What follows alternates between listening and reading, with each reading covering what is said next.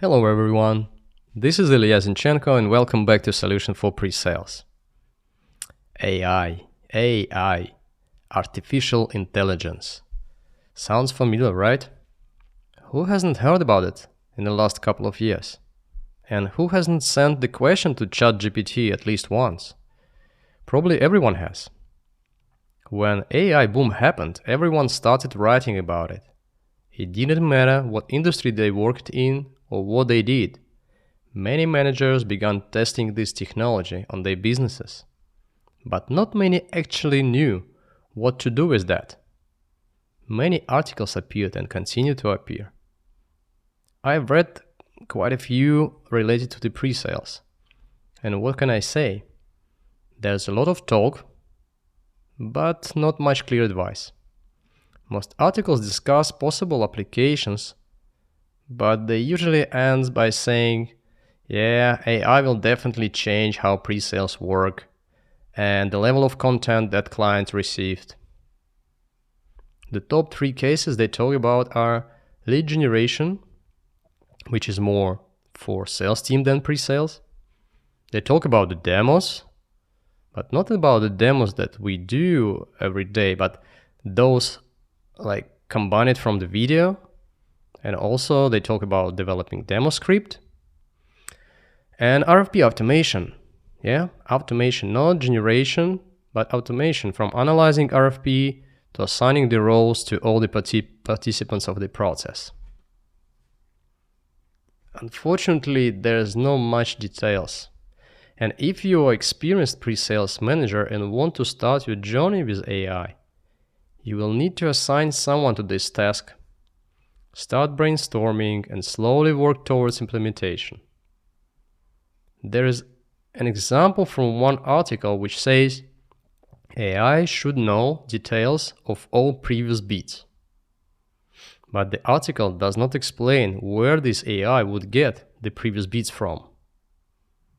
And immediately more questions follow. Who stored these bids and how? Do these documents need to be prepared or processed before training of the model? What kind of model will you use for the training? And so on and so forth. And again, what exactly do we want from AI? To be honest, you won't get all answers to your question in this episode either. What I will try to cover, the key points, and give my personal opinion on how realistic the implementation is and where I would start. Let's go back to what I have read. What I did, I just simply typed AI and pre-sales in the search bar. And one thing is clear, many authors have either forgotten or they don't know what pre-sales actually does. And I won't be discussing the role of pre-sales in this episode, but tell me, dear listener, in which company pre-sales work on the, for example, lead generation? Yeah, and not marketing, not sales, not business development, but pre-sales. Of course, I could not ignore this topic. It's important, and almost every company in every department is testing this tool and trying to understand its real value and how it can be applied. Some have already started projects to implement it and train existing models. I'm personally interested in how useful this technology might be in pre-sales work. In my personal life, I already found many use cases for it, like from creating an invitation for my youngest son's birthday or quick building a workout plan. It does it perfectly. I also use this tool to study new topics when I need to quickly get the basics of the subject. In general, for many people, generative AI has already become as common as using the search bar in the browser. So what are the main functions of the pre-sales? Discovery, proposal preparation, presentations, demos, and POCs. For this first episode on the topic, I think it's best to focus on the potential and the feasibility of using generative AI for each of these 5 tasks. Plus, how a manager can apply it within the team. I think it makes sense to assume that we'll be using a local version of the model, It can be deployed on the desktop, a server in data center, or in the cloud. It doesn't matter. The key point is that it will be a model that we train and with information specific to our business. I am not considering the use of external services. They don't have the necessary specificity, they need more careful data cleaning, and we cannot control their availability. Here, managers have the chance to choose the right tool to implement the idea. One more important point, in this episode, I won't be talking about the tools themselves, like where and how to setting this up. Yes, choosing between in-house or client solution or picking the right model for the job are important questions, but let's leave those for the technical specialists. Now let's talk about the data. To work with generative AI, many will need to navigate the journey in the data management. For some, this path will be long and difficult, while for others, it will be shorter and cheaper. It all depends on how the company, and in our case the pre-sales department, initially structured and classified its data related to the sales project. Were knowledge base and the document repositories utilized? After all, the quality of our model will depend on the data's integrity and quantity. Simply put, before we start discussing the application of generative AI, we need to honestly answer the few questions. Do I have enough data to train the model? Is data preparation needed or it's already ready? What do I need to do to start collecting the data? What data will I be using? What type of model will I be utilizing? And what advantages do I want to achieve? Once we have the answer for those questions, I suggest we process in reverse order. We will start with advantages and model selection and move up through our questions until we determine that we have sufficient data for training and testing. Let's break down an example step by step. And our example is training a model for automatically generating responses for RFP questionnaires. And first question, what advantages do I want to achieve? First, reducing response preparation time, freeing or relocating resources to other tasks, as well as decreasing the time needed to translate responses into another language. Unify responses while also generating unique answers. This reduces discrepancies in responses formulation and the volume of text in the answers. It eliminates errors related to non-compliance with specified formats, internal templates or guidelines, as well as the use of other companies' names. And accelerate onboarding process for the new employees through the training during the interaction with the model. Let's move to the second question. What type of model will I be using? As I said previously, we are not going to dive into technical details, but we can give an example so our flow is complete. Given the wide selection of possible models, let's get as an example model from Meta called Llama. To generate text efficiently, the 405B version is recommended by Meta. It can be deployed on the local server or through the cloud resources. Notably, AWS offered this model, among others, for the cloud deployment, so with such a model, our techie may decide which implementation is better, in-house or cloud. Let's move on. What data will I be using? Okay, good question and pretty straightforward. Questions and answers from previous RFPs. Yes, as simple as that. Take those pairs from submitted documents. What do I need to do start collecting data? Let's assume we already have data from previous proposals, and we are discussing practices and procedures for further accumulation rather than initial volume of data for training.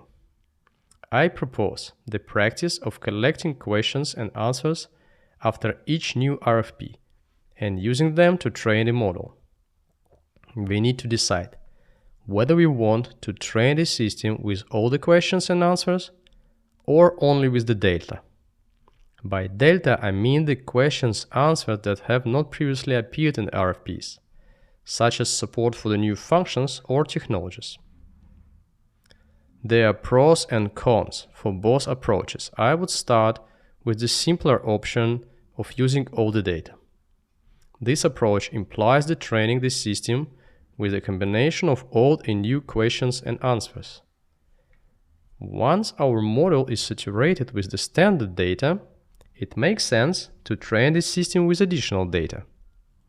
For instance, if a meeting occurs between the pre-sales team and product team, and the pre-sales team received the new information about competitive advantages of a new release, we need to think from the client's perspective and based on the new data, which will be in future responses, come up with the question. This type of data package is also reasonable for training the model. Data can be grouped, for example, similar to how questions are categorized in RFP sections. So let's look what the Google AI says. They say, adding a prompt or preamble for each example of your dataset can also help improve the performance of the tuned model. So the prompt should indicate the theme for which we will be loading the questions. For example, this could be security section of the RFP, where the questions and answers pertain to various aspects of the building systems resilient to attack at both technical and logical level, for example. Next question is data preparation needed or it's already ready? This largely depends on the development stage of the pre-sales team. Have they gone through standardization, repositories, knowledge bases, and etc.? For some, it will be challenging to find the past documents, while for others, it will be easy to retrieve already verified and unified responses from the knowledge base. Let's take the medium scenario. We easily retrieve, let's say, 20 RFPs. So what next? Next, we agree on the data format in which we will train the system. I believe the Excel from Microsoft here is the optimal tool. We can prepare the data and then extract in any formats like CSV, for example. And next question is, do I have the data to train the model? Do I have enough data? In our case, the model will suggest response options to the questions according to the Google. The train the model responsible for the text generation will need from 100 to 500 plus examples. Yeah. Now that we have a clear understanding of the direction to move in, let's revisit the question of the data itself. And again, according to Google AI, for the best performance, the examples in the dataset should be of high quality, diverse, and representative of real inputs and outputs. Fine-tuning only supports input-output pairs example. Now, let's contemplate what the high-quality dataset means from the pre-sales perspective, because the diversity and reality of the data seems clear enough. We have various topics and different approaches to answering questions on the same theme, and all the data is real. It's prepared within the framework of actual sales process. Can we do anything to improve quality? The answer is undoubtedly yes. But do we have the resources for that? Let's assume we have assigned a staff member on this task. What will they do? Before discussing that, I would recommend starting with implementing of a framework. Here and now, we are making decision on what our ideal response in RFP will look like. This will be a distinctive feature of all our documents, a unified standard for all the regions. When I speak on the framework, I primarily mean basic rules for constructing responses in terms of volume of response, structure of response, formats of the reference links and additional information, unification of product service names and their modules. When such a framework exists and we already have the understanding of the ideal response, we can move on to the action that will assist us in preparing the data for the model training. I have listed them in order of increasing labor intensity. First, remove mentions of other companies. Check the language. Third, group questions, consolidate questions into the single file. 4. Verify the data for relevance. 5. Correct and update responses. And number 6. For outdated or not relevant responses, rewrite them from the scratch. For the last point, a working group will be needed to be formed to take responsibility of the drafting responses. This is the massive undertaking, and of course, not feasible for all companies. It is also crucial to weigh the cost against the potential positive effect of implementation. If we are talking about a 5-10 sales project per year, we probably won't reach level 4, sticking to the first 3. However, if we are discussing 20 plus sales project globally, then we might proceed further, and this could lead to significant result in terms of the both saved resources and the quality of numerous prepared documents. As the business grows, all else being equal, this will help reduce cost on additional personnel or, in case of the consistent volumes, provide extra time for implementing other programs or tasks within the team. Now that we have defined the data requirements and steps for launching Generative AI program, let's discuss how and whether we can apply Generative AI for most common pre-sales tasks. Let's start with the discovery workshop. To prepare for discovery workshop, it's not enough to simply change the client name on the standard questionnaire. It's crucial to create targeted questions and the agenda based on our existing knowledge of the company and its pain points.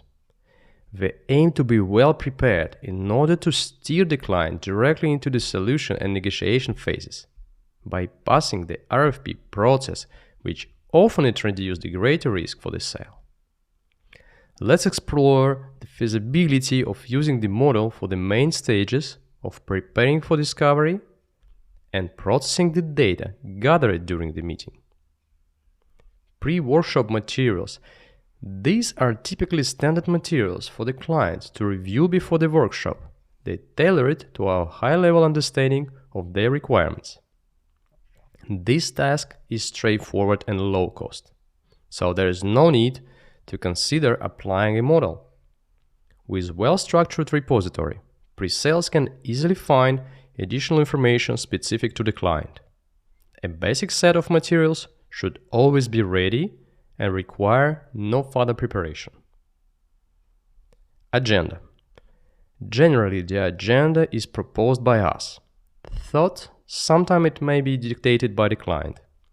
Since process optimization is not required, applying the model here is not feasible. Questionnaire.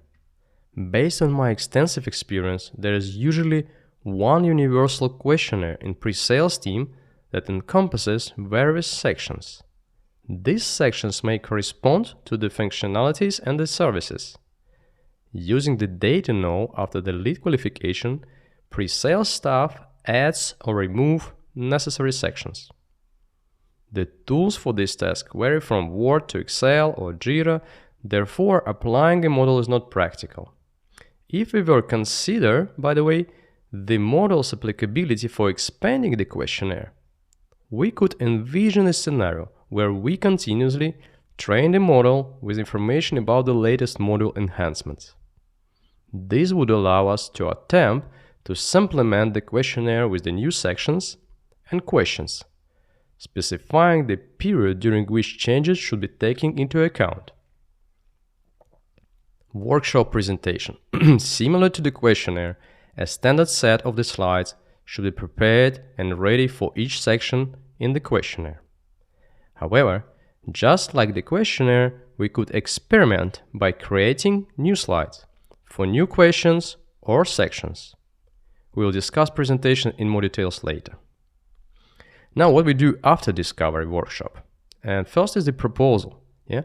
After the discovery phase, we usually have a clear understanding of the client's problem and solutions they require. If not, we can consider it unsuccessful. Following the workshop, in certain cases, we move directly to the preparing proposal. In this context, I will focus on forming the solution architecture diagram. I'm referring to solution architecture itself, not the network, not the cloud, not the application architecture. I mention this because a significant number of AI services already exist for creating such diagrams. However, in our specific field, for example, payments applications, the model may lack of the necessary specificity. Moreover, many companies utilize the internal templates for diagrams and the components which are unknown to the models. Even with training the model on thousands of diagrams, I foresee considerable time needed to refine the diagram generated by the model. This time might be comparable with that required for the pre-sales team to manually develop solution based on the standard template. Additionally, we must remember that for the model to generate this diagram, someone must describe it and use it in the request. Even in this case, it might be more practical to try existing text-to-diagram tool services without using templates and unique diagram objects. With a reasonably successful experiment, we could explore specialized models for diagram creation and trade them for the real data. Other artifacts, as the follow-up plans or minutes of meetings, typically do not fall within the pre-sales team responsibilities, so I won't address them here. In a summary, from what we have discussed in this section, we can experiment with: first, adding new sections to the questionnaire and preparing slides based on the continuous training process for the model with data on the new functionalities. And the second, creating diagrams using external services, followed by selecting a specialized model for training. It is important to note that not all companies place the responsibility for preparing solution on the pre-sales team. In describing this point, I assume that we are discussing the case where solutions are prepared by pre-sales. Now let's move on to RFP. The preparation of request for proposal can be broken into several stages. In internet, there are numerous recommendations for using AI even in the initial preparatory phase. Specifically, it is suggested that Gen AI to analyze, summarize, and assign the sections of RFP to responsible parties. Overall, it's not a bad idea, but I don't see a need to train proprietary internal model for this task. Standard service like ChatGPT can handle this request perfectly well. Some companies utilize the applications, don't forget about it, for more productive work with proposal, like RFP.io, which would require the complex integration for assigning specific participants to the sections and inform them. We must also remember that we will have deadlines for this task, and it's crucial for AI to understand how consolidation and document review will occur. In simple terms, even if we hypothetically consider training a model for such a task, the preparation of the data for training seems for me like a very complex task. Ultimately, the outcome will be definitely not justify the cost involved. Regarding to filling out the questionnaire and constructing diagrams, we already discussed this early in this episode. It is reasonable to train a model for the questionnaire, but again, there are the pros and cons to consider. One thing that I can add is that in case of the hybrid approach, to filling out questionnaire involving both model and the pre-sales of employees from another departments, we could experiment with the standardizing the responses in terms of the style, length, language, and so forth. For preparing the solution architecture, it's not advisable to use the model unless we are discussing network diagrams or cloud spaces that already have established text-to-diagram models. Even in those cases, it is often more practical to use existing services rather than train a proprietary model. But I have already mentioned about this earlier. Now, we can also experiment with the writing executive summaries. It will be crucial to set correct task or prompt for the model, in addition to training with the previous document versions. Even though the version proposed by the model will require additional adaptation, over the time we could move toward reducing editing costs. What do we have left? Preparing a price proposal is beyond the scope of pre-sales. However, we might consider the automatic preparation of the list of necessary services and licenses based on the solution and questionnaire. The data for this is not difficult to prepare. For example, creating the pairs of solutions with their corresponding licenses list. However, this will definitely require specificity in building a licensing model, which cannot be sourced from the external service. Therefore, we can try this case. In a summary, it makes sense to test the model for the following task within the framework of RFP response. First, responding to the questions. Second, preparing the list of the licenses based on the solution. And number 3, writing executive summaries. Next is presentation. So, can the presentation be made with generative AI? Simple yet complex aspects. Let's explore how we might utilize AI in various aspects of the presentation preparation. When the product development is on the right track, pre-sales occasionally need to create new slides to convey the advantages of specific features, of qualities of the product or services to the client. However, our model may not have access to this information, as it might not have been used for training previously. Even if we return to the example of the questions and answers, where we will discuss preparation of the data together with the product team about the new functionalities, I wonder whether this data would help the model to create a slide. Honestly, I don't have the definitive answer. While there is the chance it could, I lean more toward belief that it likely cannot. This is because we cannot convey all the information regarding to why the decision was made to develop a particular feature, what advantages it offers, an objective set, and who is it targeted at. Therefore, I would not consider this as the valuable use case. In turn, creating the client presentation based on the existing materials, I view this use case as quite feasible. We can input request into the model in the form of the solution description and a standard presentation. Based on this solution, the model could generate the tailored set of the slides from the general slide deck. We would likely need to train the internal model with the data that contains specific information about the product and services, as we cannot use an external model effectively.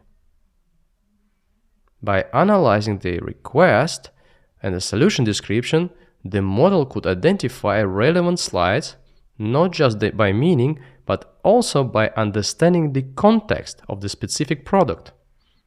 Additionally, we might optimize the input parameters related to the presentation timing and existing content.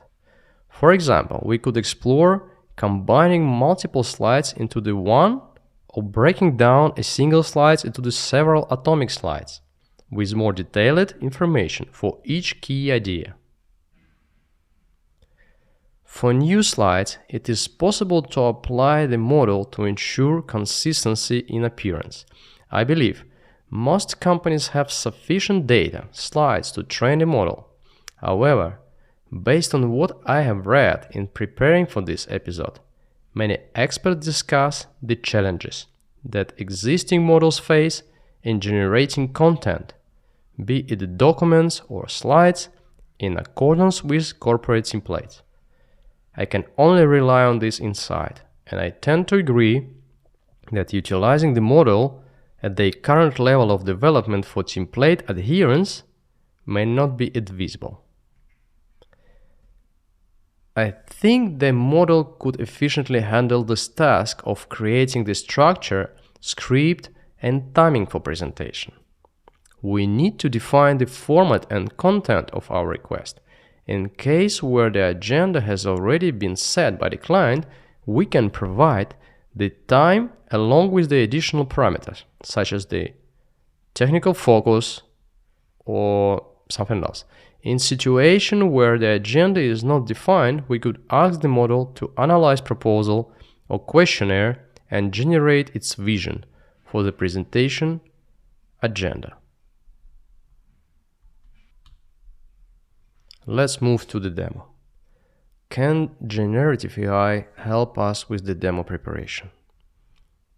To be honest, I don't see how AI can assist in preparation of the demonstrations, such as configuring use cases and other. I'm not a technical specialist, so there may already be integrations where AI can interact directly with external application. However, such integration would likely entail significant costs, and the custom solutions would need to have a sufficient number of APIs available for configuration. From my experience, most demonstrations, excluding basic demos and those using recorded videos, which I think are more suitable for account managers, business developers, and salespeople, all the demos require additional development, or most of them. Typically, there is a need for the custom development in almost every case. Can I write a code for such enhancements? I find it hard to answer. I lack development experience, but even without that, it seems logical to say that this would be challenging. These enhancements are not standard and likely difficult to realize without developers' involvement. What about scripting? Similar to presentations, we have time constraints and list of the topics. What additional data can we provide to the model in the request? Perhaps a filled-out questionnaire describing compliance with the stated requirements. That could be useful. With the data from the questionnaire and understanding of what we are offering, we might receive the draft that would still require further work. However, I doubt this would significantly optimize and improve the process. It would still demand considerable time to refinement. Now, the role of GenAI for POC preparation. In most cases, POC preparation involves all necessary input data, including timelines, scripts, use cases, process descriptions, blah, blah, blah, blah, blah, blah, blah. After successful demo, or shortlisted vendors might be invited for the POC, or proof of concept. In most cases, proof of concept preparation involves all necessary input data, including the timelines, script, use cases, and process descriptions. The system requires precise configuration, which is unlikely to be achieved by AI models without appropriate integration and training on the real implementation data. Additionally, as previously mentioned, POC often incur extra cost for the system modification. Collectively, this indicates that the use of the model in this context is not practical. Now, when we covered pre-sales task, let's think for a moment about the pre-sales leaders.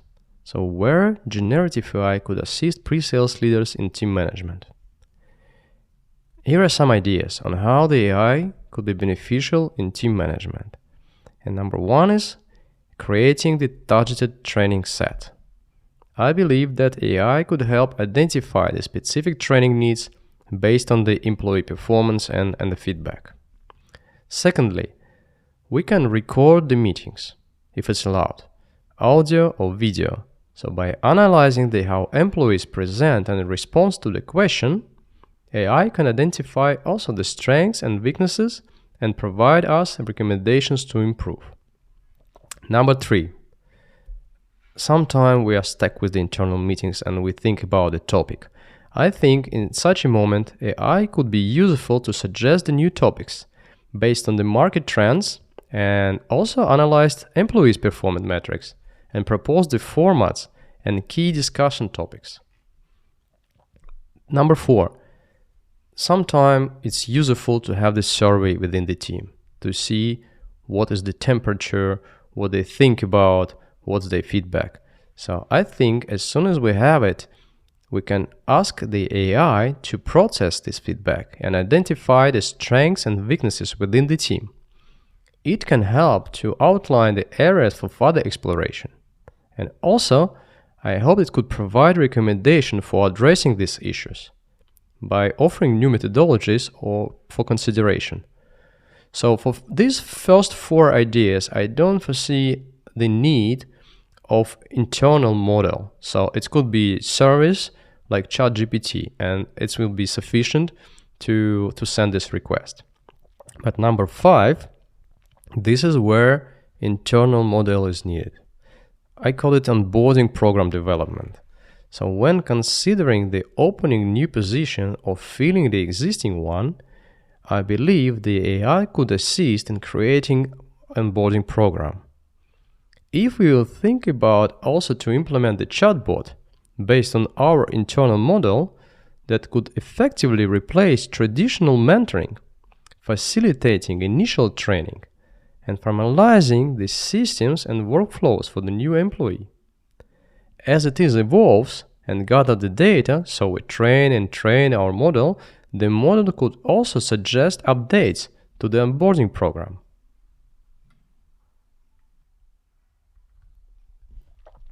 We are ready now to summarize everything from the previous chapters, and I'm going to present 10 worthwhile generative AI use cases for the pre-sales.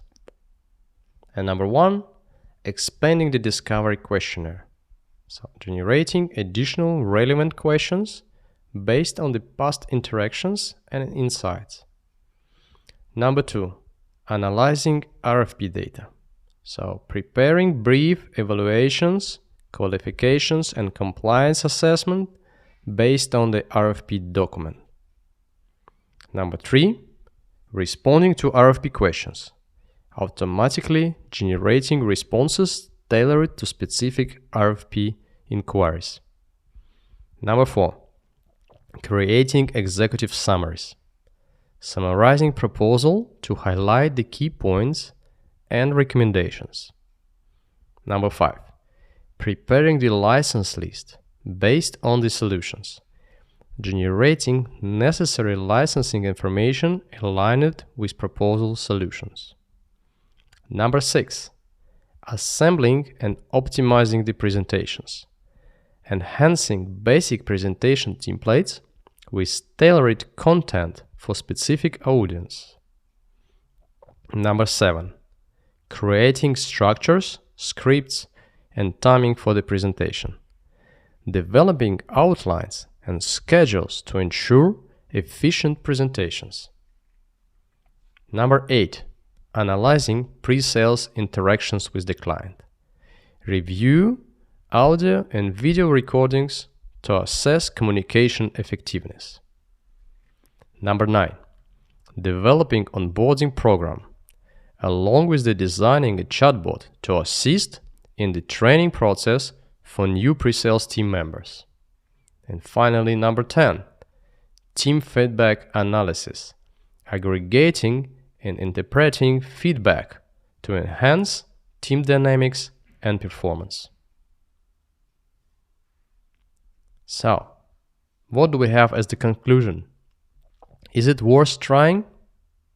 Yes, I would recommend giving it a try, despite the time and financial cost involved. Who knows?